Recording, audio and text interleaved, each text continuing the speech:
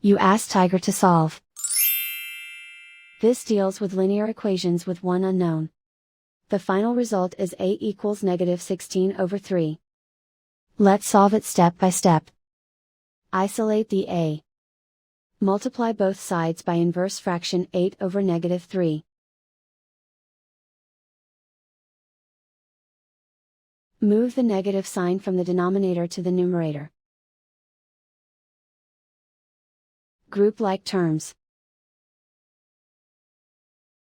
Multiply the coefficients. Simplify the arithmetic.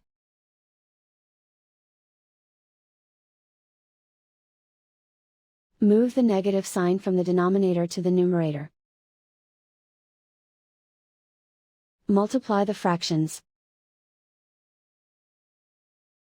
Simplify the arithmetic. And so the final result is a equals -16/3.